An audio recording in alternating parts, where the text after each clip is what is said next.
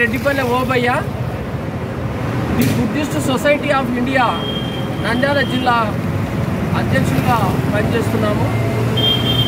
తోటి అబ్రామ్ గారు society of India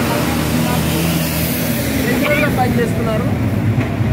అదేవిధంగా మన సంఘానికి గౌరవనీయులుగా సజ్జరాయలు కూడా ఎన్నుకోబడినారు.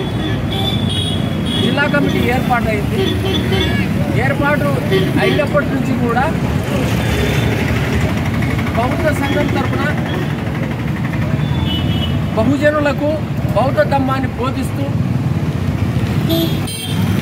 మరి బుద్ధుని యొక్క బోధనలను సమాజంలోకి తీసుకుపోతున్నాం.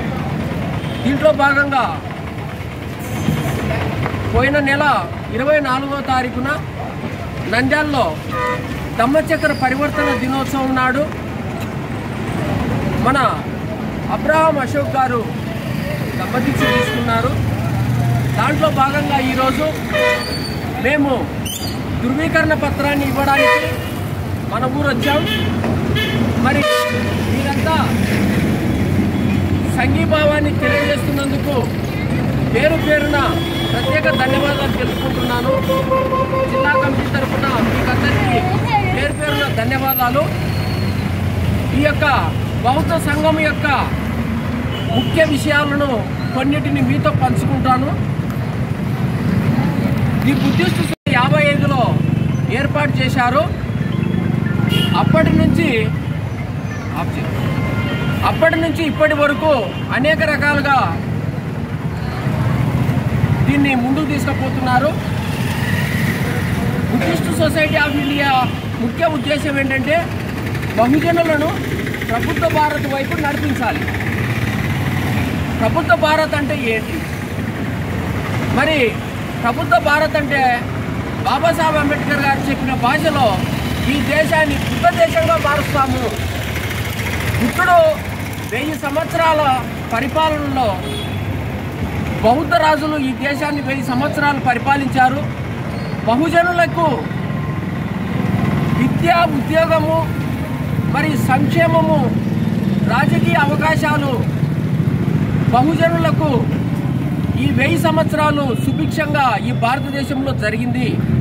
ఆ తర్వాత వచ్చినటువంటి బ్రాహ్మణులు ఈ యొక్క బౌద్ధాన్ని నాశనం చేసి ఈ పుష్యమిత్ర శృంగుడు అనేటువంటి అతను బ్రాహ్మణుడు ఈ యొక్క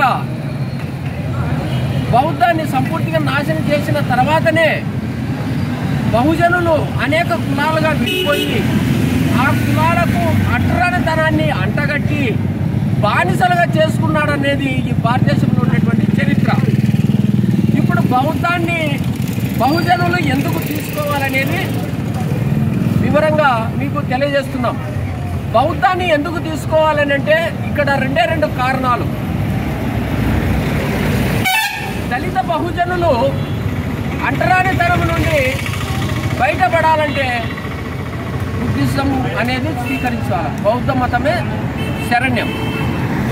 ఎట్లా బౌద్ధ మతమే శరణ్యం అనే దానికి మీ ముందు తెలిపేది ఏంటంటే బౌద్ధంలో ఈ యొక్క బ్రాహ్మణ సాంప్రదాయం నుంచి బౌద్ధంలోకి వచ్చినటువంటి ఒక ఎస్సీ కులస్తుడు